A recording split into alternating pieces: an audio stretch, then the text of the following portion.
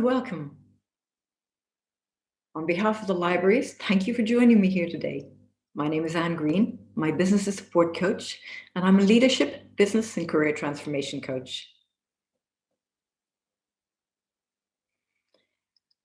I'd like to share with you today some thoughts, tips, and hints on ways to build resilience, because it's something that definitely this year has challenged everybody. So I gathered all of these from friends, family, colleagues, through social media polls, and put together the top 10 that people said were really helpful for them to build resilience in their life, in their everyday life, in their business life, and whatever the challenges were they're coming across. So I'm going to share some pictures with you that I enjoyed and shared my thoughts with you through this. First of all, what is resilience? Well, the best description I've come across is the speed at which we bounce back from something, how quickly we recover from a challenge. Or I love this picture here, the courage to come back, where you see something growing, where there's absolute desert. COVID-19. This year has been a real challenge for everybody. Everyone that I've talked to, everywhere you listen, it's everywhere. It's in the news, it's on TV, pretty much everything that everybody's talking about. And it's affected everybody differently. For some people, it hasn't been as challenging. For other people, it's been really, really, really tough. So acknowledging how it's affected you is probably one of the first things we'll talk about. If I think about COVID-19, this is probably the best picture that describes the emotions of what's happened this year. It's that roller coaster of feelings.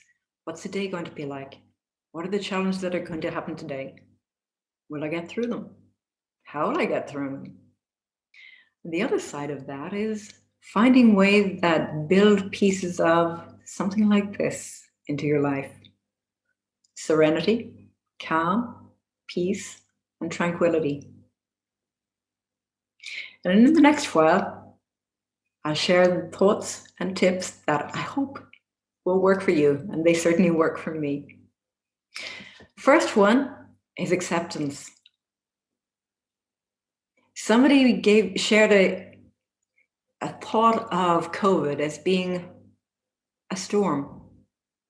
Everyone keeps saying that we're all in the same boat, but actually the way somebody described it was really good, where they said, we're all in the same storm, but we're in different boats. And for some people, that can feel like being on a life raft while the waves are raging around them, and other people seem to be just cruising along. The challenge is that for everybody, it's been different. But this too shall pass. So recognizing that change is a natural part of life is one of the things that I'm going to talk to you a little bit about, because it's a little bit like thinking about the weather. Every day is different.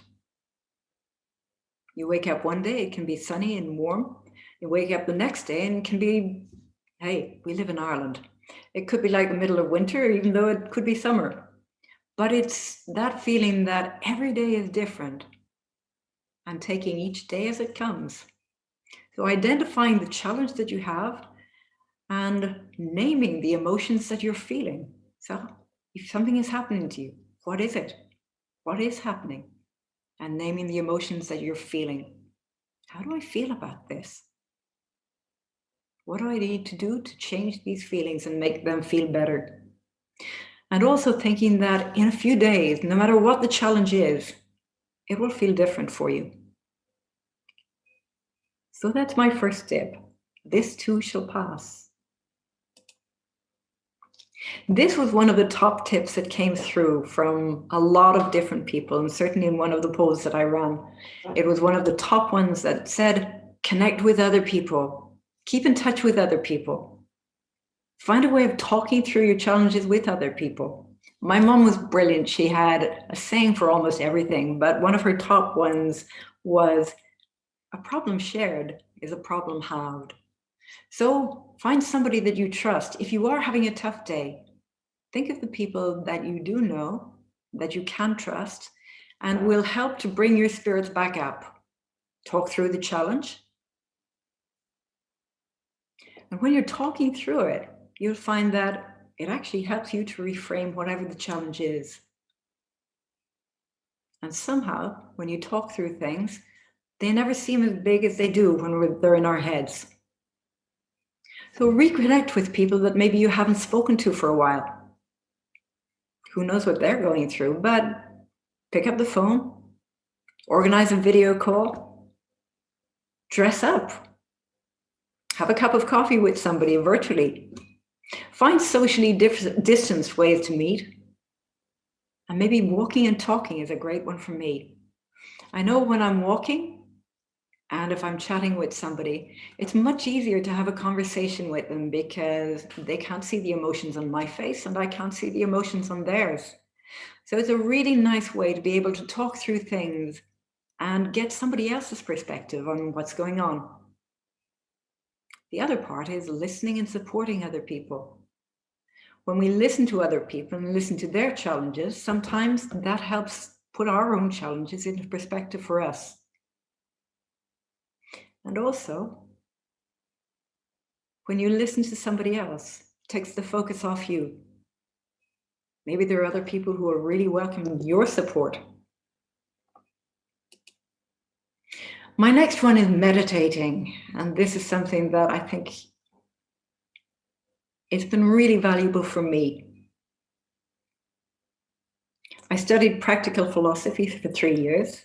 And through that, it's one of the strategies that they shared with us that really helps to calm your mind down, slow down the thoughts in your head, take space, listen to your breath, turn off the clutter in your head. And the recommendation is maybe to take 30 minutes a day, but I'm going to say, well, take at least 15 minutes if you can. It doesn't have to be all together. You could take maybe 3 5-minute breaks or 5 3-minute breaks, and just allow yourself that little bit of time to sit quietly. Listen to your breathing. When you listen to your breathing, you start to get an idea of your heartbeat, slowing down thoughts in your head. And by doing that, it clears away space for other ideas and helps to bring solutions as well. I always think of our brains a little bit like a computer. So if you have too many tabs open, what happens? Computer doesn't work as well. So meditating is just one of those ways that allows you to close off all of those tabs for a short while and gives you a chance to recharge, re-energize, and slow down. Time, that precious commodity that we seem to be so short of these days. But every day we start a new day. It's like having a new sheet of paper. We're born again each day. And all that matters is what we're going to do with this day. So what I'm suggesting is plan time for you. No matter what you do in each day, take some time that's for you, just for you. Use it to read.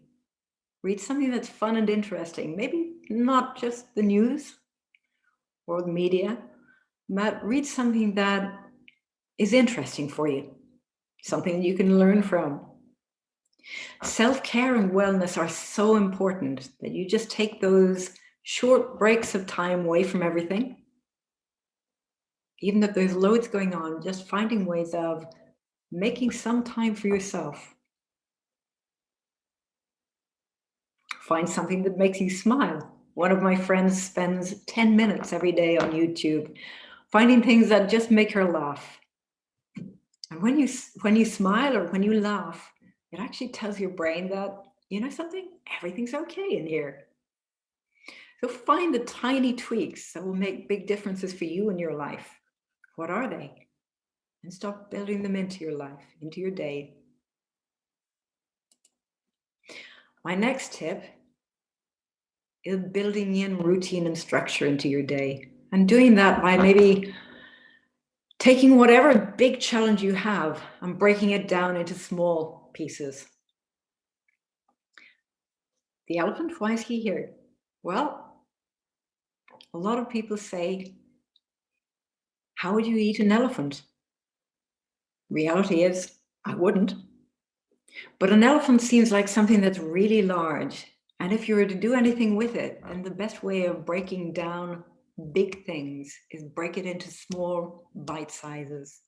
Set small goals for yourself each day. What are they? What are the things that you want to get done today? It could be maybe just as few as 3 things each day.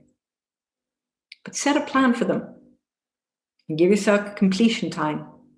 I use a process called SMART, which means specific, measurable, achievable, realistic, and time-bound, or time-related. And everything that I want to achieve, I try to plan those goals into that structure or framework. What I really want to do, how am I going to do it? Can I do it? And if I can't, what do I need in order to do it? How long will it take me to do it? And set myself that target of getting completed.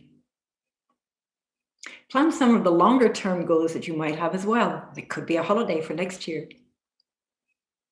We all need that little bit of hope, don't we? The nice thing about planning goals and writing them down is it gives you the opportunity of tracking the evidence. What have I done today? What have I completed? What have I got through? What have I achieved? And being able to celebrate the successes. One of my top tips in putting together those goals is reward yourself. It could be as little as something like a cup of coffee when you've got a goal completed. Taking a break, going for a walk.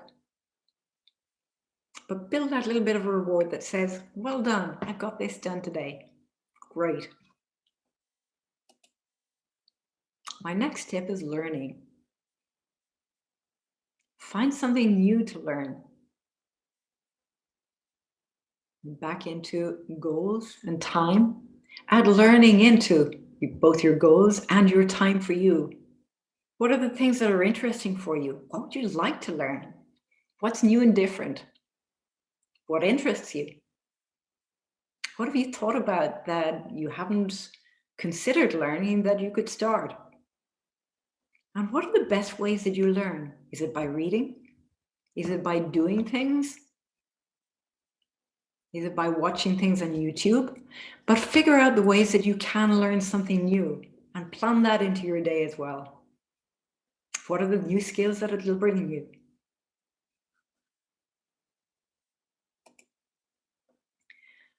Music, I think, is probably one of the nicest ways of changing how you feel. I always think of it as food for the soul. I love this saying, sometimes music is the only medicine the heart and soul need. So really, finding music that you enjoy, something that'll lift your spirits if you're feeling a little bit down, or it might be towards the end of the day that you want something that calms you down a little bit. And create playlists maybe. Technology is wonderful. I use Spotify a lot. So I'm able to go back and listen to music that I haven't listened to for a long time, and things that get my feet stomping or make me want to go out for a walk, a really good brisk walk with music in the background, or even a nice playlist for the evening time when I'm sitting down with my partner and we're having dinner together. But balance music with your moods. It's a really, really helpful way of just finding ways to either lift you up or calm you down. Reframing is one that I really like. It's that ability to create a true story in our minds. What's the reality right here, right now? Because sometimes our minds create the biggest dramas for us and they're not actually real. So being able to stop, sit down, think about what is the situation right here and now. Am I okay? Are the people around me okay? What do I need to do to get through whatever this challenge is? That reality check of here and now is a great way of just stopping and reframing everything. When you hear yourself saying, I can't do this, it's never going to work out, I just can't think of how I'm going to get through this, turn that around into, well, what do I need to do in order to get through this? What are the steps I need to take? Write down whatever the challenge is and turn it that I can't into I can by doing whatever it is you need to do. Praise yourself. Often, the words we use sometimes to ourselves can be really challenging, and we wouldn't use them to other people. So think of the words that you use to yourself and be kind to yourself. We all have that little person that sits on our shoulder as well that says, you know something, that's never going to work out. So turning that person off every now and again and challenging it. What do you mean it's never going to work? Why wouldn't it work? If I plan it correctly, if I break it down into the steps that I need to do, then yes, I can do it. And Success Bank is one that I absolutely love. And it's one that I have somebody else to thank. So thank you, Maureen. But that says, write down all of the successes that you have and create a Success Bank journal.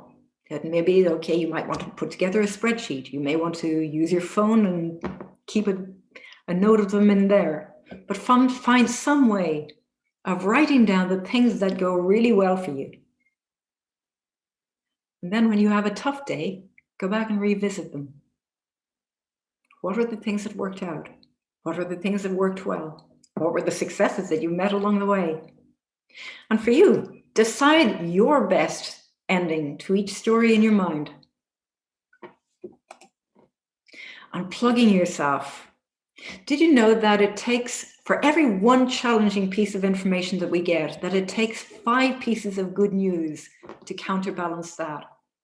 So think of that. Every time you get a bit of challenging news, you've got to find 5, at least 5 pieces of good information for your brain to start thinking about things well. So one of my top tips here is leave your phone away from your bedroom. The number of people that I know who wake up with their phone and look at it first thing in the morning. And what happens? They tuck into email, or they see news clips that are challenging. And before they've even had a chance to wake up properly, already the day is starting to look like a challenge. So recharge yourself by unplugging all of your technology. Find time away from your phone if you can. Take time away from the news and media. I know my friends laugh at me a lot because I listen to the news maybe once or twice a day. So just those short snippets on the radio. And sometimes they'll be talking about something that's going on, and I probably won't have a clue what they're talking about. But the reality is that if I keep the news to a minimum, then I'm not soaking up those bad news stories on a regular basis. And it works for me, definitely. But creating that screen-free time that says time out for yourself, especially before you go to bed, so that you give yourself a chance to unwind, relax, and give your brain a chance to get used to the day, slowing down, not being as busy, not as many alerts coming in. Silence your notifications. Put on that do not disturb if you can. And if you can, just create a technology-free zone for yourself for a while, because rest and sleep are probably one of the best ways to recharge. And no matter what challenge you have, when you wake up in the morning, you'll find everything does look differently. I often find that if I have a challenge that I'm trying to find a solution for, by the time I've gone to sleep and woken up the next morning, I have new ideas on how to fix that challenge. So unplugging is definitely one of my top tips. The last one here is exercise. And this was actually the top tip that came through from all of the social media polls. Everyone that responded to polls said that exercise is really the best way of creating those happiness feelings, changing your mood, improving it, whatever way. But exercise increases your energy. It helps you not only build up your body, but it helps build that mental stamina for yourself as well. It helps you to create new ideas. It helps you to reframe the existing ideas. And it's just that wonderful way that getting out in the air if possible, but if you can't, even finding ways indoors. You could tune into YouTube. If you have to work out indoors or if you have to do some exercise indoors, there are ways of doing it, whatever way you can. But if you possibly can, if you're an adult, take 30 minutes a day just to exercise and build that into your routine. You will find that it changes so many things in so many good ways. So those are my top 10 tips, but this is my last one for you because this is my mantra for life. And anytime that I have a challenge, I just keep reminding myself that I am resilient, heart, soul, body, and mind. That if I'm fearful of something, I'll face up to them. Sometimes our mind creates the biggest challenge for us. So when you face up to things, they're never as big as they seem. Choosing happiness, I really choose happiness every day. Believing in the power of hope, living life with trust and courage, setting your goals and achieving them, most importantly, achieving them, making time to reflect, to rest, and to recharge. Ignoring those self-doubters, no matter if they're somebody else or if they're in my own head. Pushing myself a little bit further, especially if I don't want to do something, saying, look, how am I going to feel when I have this finished? Reminding myself, what will it feel like when it's done? Believing in love and compassion, taking care of people around me, and looking after myself. No matter what, knowing that whatever happens in life, it will work out okay. So thank you for taking time with me here today.